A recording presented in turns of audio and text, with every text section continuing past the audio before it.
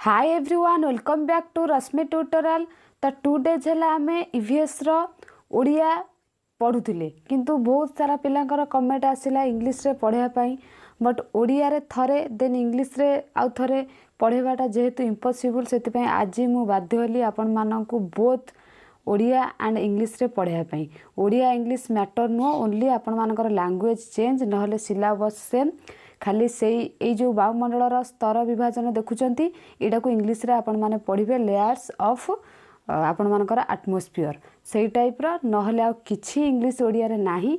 Both आज पढ़ेबी जो question Odia रे करेबी से क्वेश्चन भी आपण मानक पई मु इंग्लिश रे लेके आसीबी। तो ओडिया पिला ओडिया क्वेश्चन को लिखिबे आ इंग्लिश पिला इंग्लिश को लिखिबे। आ एते सारा कमेंट नुह बहुत सारा पिला कमेंट पढ़ुतली के कहूँ मैम मु यूपीएससी पई प्रिपेयर होची आपण इंग्लिश पढ़ांतु ओडिया दरकार नाही किए कहूँ आम कॉलेज रे हमको बाध्य करूछन इंग्लिश नवा पई। तो सेथि पई एटा गोटे सॉल्यूशन ना तो ओडिया रे पढ़ेबा ना तो इंग्लिश रे पढ़ेबा बोथ। आ आशा करूची कि ए जो मु बोथ रे पढ़ेबी आपण माने निहाती खुशी हेबे आउ कहार किछि कंप्लेन नथिबो।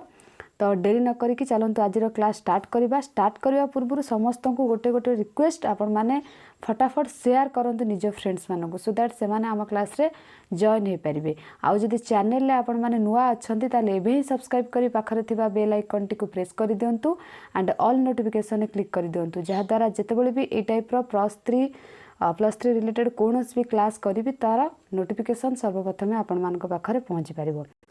तो आज पढ़ा आम वायुमंडल स्तर विभाजन। पृथ्वी पृष्ठर ऊपर आड़ को गले वायुमंडल तापमात्रा क्रमे क्रमे कमी जाए। आपण माने जेते ऊपर पृथ्वी पृष्ठर ऊपर लेवल को जिबे वायुमंडल तापमात्रा धीरे धीरे कमी कमिका जीव। तेणु ए तापमात्रा को भित्ति करी और भौतिक प्रकृति को विचार करी वायुमंडल को 4टी स्तर में विभक्त कराई माने इम्पोर्टाट 4टी नहले आहरी 2टी स्तर अच्छी आगो को आपण माने पढ़िले जानिबे। बट एतिकी जानी थांतु कौन कि जिते ऊपर लेवल को जिबे सेते तापमात्रा कमिबो वायुमंडल। तो से को लेकिन सबु स्तर बा इंग्लिश रे कहती लेयर। तो आम पुणी जानिबा नेक्स्ट इंग्लिश टाइट देखंतु लेयर्स ऑफ द एटमॉस्फियर। ये देखि पारुथिबे कौन एटा layers of the atmosphere. Earth's atmosphere has a series of layers each with its own specific traits. Moving upward from ground level, these layers are named the troposphere, stratosphere, mesosphere, thermosphere, exosphere. The exosphere gradually fades away into the realm interplanetary space. एटा तो सब name लिखिदेला but आपण माने जानी थांतु जेतेबेले Arthur ऊपर level को आम जावा सेतेबेले atmosphere बा जो आमर वायुमंडल तापमात्रा धीरे धीरे कमी जीवो। देन आम जानिबा ट्रोपोस्फियर। नेक्स्ट आम इंग्लिश रे पढ़िबा। फास्ट आम ओडिया रे पढ़िदबा देन इंग्लिश रे पढ़िबा। ट्रोपोस्फियर कथा जदि कहिबा पृथ्वी पृष्ठ को लागी रहिथिबा निम्न स्तर को ट्रोपोस्फियर कहा जाए। एटा आपण माने पढ़िचंती 6 क्लास भूगोल बही रे। भूपृष्ठरु एही स्तरर उच्चता प्राय 10 किलोमीटर। ट्रोपोस्फियर उच्चतार परिवर्तन देखा जाई थाए। आ विषुव वृत्त ठारे ट्रोपोस्फियर प्राय 16 किलोमीटर पर्यंत देखा जाए किंतु मेरु अंचल 8 किलोमीटर पर्यंत यही स्तर थाए। तापर आसिला उच्चता बुद्धि सांगरे तापमात्रा यही स्तर रे कम थाए। समुद्र पतन ठारू 1 किलोमीटर उच्चतार प्राय 6.45 सेल्सियस तापमात्रा ह्रास घटी थाए। यही स्तर रे मेघ जलवायु आदि विभिन्न समय भिन्न भिन्न भाव में परिणत घटी थाए। ट्रोपोस्फियर स्ट्राटोस्फियर संजोग स्थल को ट्रोपोपोज कह जाए। पॉइंट आपण माने लिखिबे निहाती आपण मानकर इंप्रेशन बढ़िबो लेक्चरर जेतले मार्क देबे। ट्रोपोस्फियर और स्ट्राटोस्फियर जोटा संजोग स्थल सेटा को ट्रोपोपोज कह जाए। आपण माने जेते बढ़िया से करिकी लिखि पारिबे। मु तो एतिकी आपण मानक पई लिखिछि जेहेतु एटा गोटे लॉन्ग क्वेश्चन तो बेसी किछि भी ऐड करि हबनी। तो ट्रोपोस्फियर एतिकी लिखिछि। देन स्ट्राटोस्फियर आपण माने भी ऐड करि पारिबे किछि असुविधा नाही बट स्कूल रे जेमिति पढ़थिले सेमिति नाही टिके अधिक ऐड कले बेटर हबो। स्ट्राटोस्फियर कहिछि ट्रोपोस्फियर ठारू एहा 20 किलोमीटर उच्चता पर्यंत रही अछि। पृथ्वी पृष्ठरु एही मंडल सीमा प्राय 30 किलोमीटर पर्यंत परिव्याप्त। एही स्तरर उच्चता बढ़िबा संगे संगे साधारणतः तापमात्रा परिवर्तन होई न थाए। आदरे एते परिवर्तन हुए ना किंतु ट्रोपोस्फियर परिवर्तन हुए। जलवायु संक्रांतीय कौनसी घटना एठारे देखा जाए नाही। मेरु अंचल एही स्तर विषुव अंचल ठारू अधिक विस्तारित भाव में थाए। ଏହି ସ୍ତରରେ ମେଘ କିମ୍ବା ଅନ୍ୟାନ୍ୟ ଜଳବାୟୁ ସମ୍ବନ୍ଧୀୟ ଘଟଣା ଦେଖାଯାଏ ନାହିଁ, ଯେଉଁଟାକି ଟ୍ରପୋସ୍ଫିୟର ଉଲ୍ଟା ହେଲା କି। ଏବେ ଆସିଲା ମେସୋସ୍ଫିୟର। ମେସୋସ୍ଫିୟର କଥା ଯଦି କହିବା, ସମମଣ୍ଡଳ ଆଉ ବିଷମମଣ୍ଡଳ ପୂର୍ବ କ୍ଲାସ୍ରେ ମୁଁ ଆପଣମାନଙ୍କୁ କହିଛି, ଯେଉଁଟାକି ବାୟୁମଣ୍ଡଳର ଗଠନର ଦୁଇ ପ୍ରକାର। ସେଇ ସମମଣ୍ଡଳର ତୃତୀୟ ସ୍ତର ରୂପେ ମେସୋସ୍ଫିୟର ଭୂପୃଷ୍ଠରୁ ପ୍ରାୟ 80 କିଲୋମିଟର ଉଚ୍ଚତା ପର୍ଯ୍ୟନ୍ତ ଅବସ୍ଥିତ। ଏହି ସ୍ତରରେ ନିମ୍ନ ଅଂଶରେ ତାପମାତ୍ରା ବୃଦ୍ଧି ପାଇଁ ସର୍ବାଧିକ 77 ସେଲସିୟସରେ ପହଞ୍ଚିଥାଏ, କିନ୍ତୁ ଉପର ଆଡ଼କୁ ଉତ୍ତାପ ହ୍ରାସ ପାଇଁ ମେସୋସ୍ଫିୟର ଶେଷ ସୀମାରେ ସର୍ବନିମ୍ନ 107 ସେଲସିୟସରେ ପହଞ୍ଚେ। ଏହାର ଉପର ଭାଗ ମେସୋସ୍ପେଜ୍ ନାମକ ଏକ ବଳୟ ଅଛି। ଏଇଟା ଗୋଟେ ଇମ୍ପୋର୍ଟାଣ୍ଟ ପଏଣ୍ଟ, ଆକୁ ଲେଖିବା ପାଇଁ ଭୁଲିବେ ନାହିଁ। ଇଏ ହେଲା ମେସୋସ୍ଫିୟର। ଏବେ ଆସିଲା ଥର୍ମୋସ୍ଫିୟର। ଥର୍ମୋସ୍ଫିୟର କଥା କହିବା ଯଦି, ଥର୍ମୋସ୍ଫିୟର ଆପଣମାନଙ୍କର ମେସୋସ୍ପେଜ୍ର ଉପରି ଭାଗର ଥର୍ମୋସ୍ଫିୟର ଅବସ୍ଥିତ। ଏଇ ଯେଉଁ କହିଲି ଯେଉଁ ବଳୟ, ଏ ମେସୋସ୍ପେଜ୍, ଯେଉଁଟାକି ଆପଣମାନଙ୍କ ତ ମେସୋସ୍ପେଜ୍ର ଉପରି ଭାଗରେ ଥର୍ମୋସ୍ଫିୟର ଅବସ୍ଥିତ। ଏହି ସ୍ତରର ଉଚ୍ଚତା ବୃଦ୍ଧି ପାଇବା ସଙ୍ଗେ ସଙ୍ଗେ ଉତ୍ତାପ ଦ୍ରୁତ ଗତିରେ ବୃଦ୍ଧି ପାଏ। ଏହାର ଉପର ଅଂଶର ତାପମାତ୍ରା 1100ରୁ 1700 ସେଲସିୟସ ପର୍ଯ୍ୟନ୍ତ ରେକର୍ଡ କରାଯାଇଛି, ହେଲା କି ଆର ତାପମାତ୍ରା ଟିକେ ରେକର୍ଡ ଥର୍ମୋସ୍ଫିୟର। ତାପରେ ଆସିଲା ଆୟୋନୋସ୍ଫିୟର, ଏକ୍ସୋସ୍ଫିୟର, ଯେଉଁଟାକୁ ଏତେ ଗଣନ୍ତି ନାହିଁ, ବଟ୍ ଏଟାକ ସ୍ତର ଗୋଟେ ଗୋଟେ ବା ଲେୟାର ଇଂଲିଶରେ ଆମେ ଯେଉଁ କହୁ। ଆୟୋନୋସ୍ଫିୟର, ଥର୍ମୋସ୍ଫିୟର ନିମ୍ନ ସ୍ତରରେ ଆୟୋନୋସ୍ଫିୟର ବ୍ୟାପି ରହିଛି। ଏହି ଆୟନ କଣିକା ଗୁଡ଼ିକ ଯୋଗୁଁ ଦୂର ସ୍ଥାନକୁ ବେତାର ତରଙ୍ଗ ପ୍ରସାରଣ ସମ୍ଭବପର ହୋଇଛି। ଏହି କଣିକା ଗୁଡ଼ିକ ଦ୍ୱାରା ମେରୁବୃତ୍ତ ସୃଷ୍ଟି ହୋଇଥାଏ। ଉତ୍ତର ମେରୁରେ ଏହାକୁ ସୁମେରୁବୃତ୍ତ ଓ ଦକ୍ଷିଣ ମେରୁରେ ଏହାକୁ କୁମେରୁବୃତ୍ତ କୁହାଯାଏ। କାହାକୁ? ଆୟୋନୋସ୍ଫିୟରକୁ। ବୁଝିପାରୁଛନ୍ତି କି? ଏହି ଆୟନ କଣିକା ଗୁଡ଼ିକ ଯୋଗୁଁ ଦୂରର ସ୍ଥାନକୁ ବେତାର ତରଙ୍ଗ ପ୍ରସାରଣ ସମ୍ଭବପର ହୋଇଛି। ଏହି କଣିକା ଗୁଡ଼ିକ ଦ୍ୱାରା ମେରୁବୃତ୍ତ ସୃଷ୍ଟି ହୋଇଥାଏ। ଏଗୁଡ଼ାକ ଆପଣମାନେ ଭଲସେ ପ୍ରାକ୍ଟିସ୍ କରିବେ, ରିଭିଜନ୍ କରିବେ, ଯାହାଦ୍ୱାରା ଆପଣମାନଙ୍କର ଏକ୍ଜାମ୍ ବହୁତ ଭଲ ହେବ। ନେକ୍ସଟ ଏକ୍ଜାମ୍ ଯେତେବେଳେ ଆସିବ ମୁଁ ଆପଣମାନଙ୍କୁ ସିଲେକ୍ସନ୍ କ୍ୱେଶ୍ଚନ୍ ବି ଦେବି। ଏକ୍ସୋସ୍ଫିୟର, ଏହି ମଣ୍ଡଳକୁ ବାହ୍ୟ ଜଗତ ବୋଲି କୁହାଯାଏ। ସେଥିପାଇଁ ଏଇ ଯେଉଁ ସ୍ଫିୟରଟାକୁ ଚାରୋଟି ଲେଖା ହେଇଛି, ବାହ୍ୟ ଜଗତ ବୋଲି କୁହାଯାଏ। ଥର୍ମୋସ୍ଫିୟର ଉପର ଅଞ୍ଚଳରେ ବ୍ୟାପି ରହିଥିବା ଏହି ମଣ୍ଡଳ ଭୂପୃଷ୍ଠ ଠାରୁ 1600 କିଲୋମିଟର ପର୍ଯ୍ୟନ୍ତ ପରିବ୍ୟାପ୍ତ। ଏହି ସ୍ତରରେ କେବଳ ଉଦ୍ଜାନ ହିଲିୟମ୍ ପରିବ୍ୟାପ୍ତ। ଏଇଟା ଏତେ ଇଏ ନୁହଁ, ବଟ୍ ଅଛି ଯେହେତୁ ଆପଣମାନଙ୍କୁ ଏଇଟା ମନେ ରଖିବାକୁ ପଡ଼ିବ ଆଉ ଲେଖିବାକୁ ମଧ୍ୟ ପଡ଼ିବ। ଇଏ ତ ଗଲା ଆପଣମାନଙ୍କର ଓଡ଼ିଆରେ ଯେତେ ପ୍ରକାର ସ୍ତର। ଏବେ ଇଂଲିଶରେ ଆମେ ପଢ଼ିବା ଲେୟାର। ଫାଷ୍ଟ ତ ଆମେ ଡିସ୍କସନ୍ କରିଦେଲେ ଲେୟାର୍ସ ଅଫ୍ ଦ ଆଟମୋସ୍ଫିୟର କ'ଣ, ଦେନ୍ ଟ୍ରପୋସ୍ଫିୟର। ଯାହା ସିଏ ଇଂଲିଶରେ ନା ଓଡ଼ିଆରେ, ଇଏ ଇଂଲିଶରେ ସେଇଆ, ଖାଲି ଲାଙ୍ଗୁଏଜ ଚେଞ୍ଜ, ଆଉ କିଛି ନାହିଁ। ସେମ୍ ଦେଖିପାରୁଥିବେ। The troposphere is the lowest layer of our atmosphere starting at ground ଲେବୁଲ୍, ମାନେ 0 to ଲେବୁଲ୍। ଇଟ୍ ଏକ୍ସଟେଣ୍ଡସ୍ ଅଫୱାର୍ଡ 10 କିଲୋମିଟର୍ସ, ଯେଉଁଟାକି ଓଡ଼ିଆରେ ଲେଖା ହେଇଛି ଏଭବ୍ ସି ଲେବୁଲ୍। ଆପଣମାନେ ଇଂଲିଶର ନୋଟ୍ କରିଦେବେ। ନୋଟ୍ କରିଦେଇକି ଯଦି ନ ବୁଝିପାରିବେ ନା, ଏଇ ଯେଉଁ ଓଡ଼ିଆର ଯେତେ ସବୁ କ୍ୱେଶ୍ଚନ୍ ଅଛି ଆକୁ ବଢ଼ିଆ ସେ ପଢ଼ିଦେବେ, ଦେନ୍ ଆପଣମାନେ ଭଲସେ ବୁଝିପାରିବେ ଲେୟର ଗୁଡ଼ାକ। କିଛି ନାହିଁ, ଖାଲି ଲାଙ୍ଗୁଏଜ ଚେଞ୍ଜ। ଯେମିତିକି ମୁଁ ସେ ଯେଉଁ ଓଡ଼ିଆ ଲାଙ୍ଗୁଏଜ ସହିତ ଟାଲି କରିକି ଇଂଲିଶ ଲାଙ୍ଗୁଏଜ ଲେଖିଛି, ଆପଣମାନେ ଏମିତି ହିଁ ପଢ଼ିବେ, ଆଉ ପ୍ରୋବ୍ଲେମ୍ ହେବ ନାହିଁ। We human live in the troposphere and nearly all weather occurs in the lower layer. Most cloud appear mainly because 99% of the water vapor in the atmosphere is found in the troposphere. Air pressure drops and temperature get clouder as you climb higher in the troposphere. जोटा कि जिते ऊपर level को जिबे सेते माने अधिक तापमात्रा थिबो, जोटा कि कहली एथिरे आपण मानकर ओडिया रे कहली, सेटा बेसी आ कहया पड़िबनी। एही स्तर रे कोन हुए ना, मेघ जलवायु आदि विभिन्न समय चेंजेस हुए, किंतु अलगा एथिरे चेंजेस हुए ना। जेमि स्ट्राटोस्फियर कथा कहबा एथिरे चेंजेस हबो नाही। समुद्र पतन ठारू ग्राउंड लेवल, जोटा कि समुद्र पतन ठारू 1 किलोमीटर ऊपर को जदि आमे जिबा, प्राय तापमात्रा धीरे धीरे कोन हे जिवो हूँ हायर। देखिपे ये यू क्लाइंब एज हायर ट्रपोस्फियर। किसी असुविधा ना, यहाँ खाली बास ओडियाटा पढ़ीदे आपड़ यहाँ भलसे बुझीपारे। तापर आसला स्ट्राटोस्फियर। स्ट्राटोस्फियर कथा जदि कहबा, about next layer of is called the stratosphere. The stratosphere extends from the top of the troposphere to about 50 kilometre above the ground. The infamous ozone layer is found within the stratosphere. Ozone molecules in this layer absorb high energy ultraviolet UV light from the sun, converting the UV energy into heat. Unlike the troposphere, the stratosphere actually gets warmer the higher you go.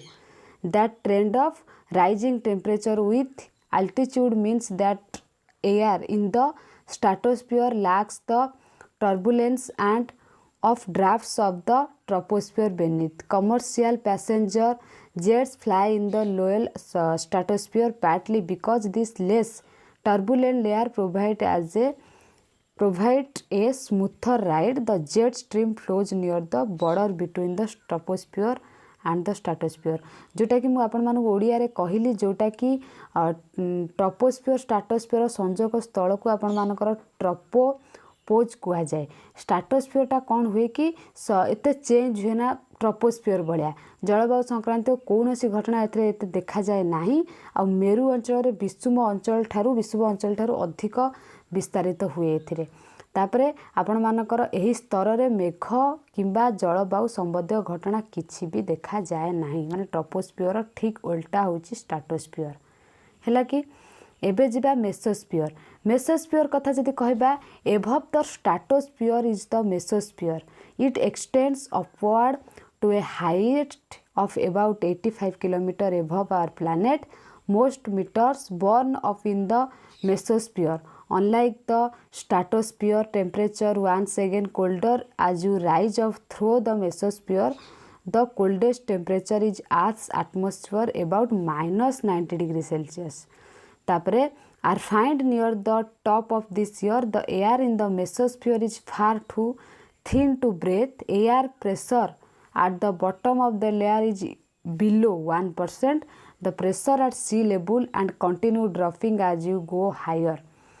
आपण मानकर एटा कौन जमीती कि mesosphere ऊपर तो गोटे बलय अच्छे कथा मु कही आर ऊपर आड़ को उत्ताप आस्ते आस्ते कमी कमी जाए लास्ट को 100 माने एथरे देइछि आपण मान देखंतु -90 डिग्री सेल्सियस.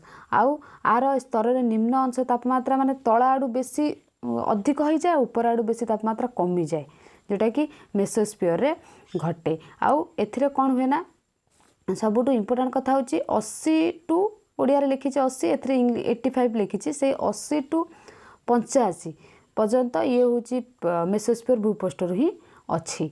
नहले एटार उपरी भाग रे गोटे बलय अच्छी मेसोस्पेस सेटा हूँ इम्पोर्टाट आपण माने मन रखिबा निहाती दरकार. तापर आसिला thermosphere.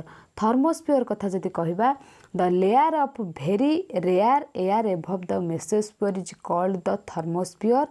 High energy X rays and UV radiation from the sun are absorbed. एटा वेरी बेसी important in the thermosphere raising its temperature to 100 or at times thousands of degrees. However, the air is in this layer is so thin that it would feel freezing cold to us. In many ways, the thermosphere is more like outer space than a part of the atmosphere. Many satellites actually orbit Earth within the thermosphere. Variations in the amount of energy coming from the sun exert a powerful influence on both the height of the top of this layer and the temperature within it. Because of this, the top of the thermosphere can be found anywhere between 500 and 1000 km above the ground. Temperatures in the upper thermosphere can range from about 500 Celsius to 2000 Celsius or higher. The aurora, the national lights and southern lights occur in the thermosphere. Thermosphere कौन इस स्तर रे उच्चता वृद्धि पाइबा संगे संगे उत्ताप भी द्रुत गतिर वृद्धि पाए है कि यार उपरांश जोटा कि लिखाई देखते 500 रु 2000 ओडिया भी सेमती मुझे लिखी 1100 रु 1700 सेल्सियस पर्यंत रेकर्ड करा जाइछि. माने एटा 2000 पर्यंत तापमात्रा एटार रेकर्ड करा जाइछि जोटा कि अधिक हाई मोटा ओडिया रे कहिथिले एथिरे भी आपण मानकु कहिछि. तो एथिरे बेसी किछि एटा टिके भल से जेहेतु इम्पोर्टेंट एटा तो इंग्लिश रे टिके बढ़ा से लिखाई आपण मैंने यहाँ भल से पढ़ी के क्वेश्चन टाक लिखिपारे किसी प्रोब्लेम ना. जदि भी किसी प्रोब्लेम हुए मत नेक्स्ट क्लास कहे मु कमेंट करेंगे मु नेक्स्ट क्लास बुझापी ट्राए करी.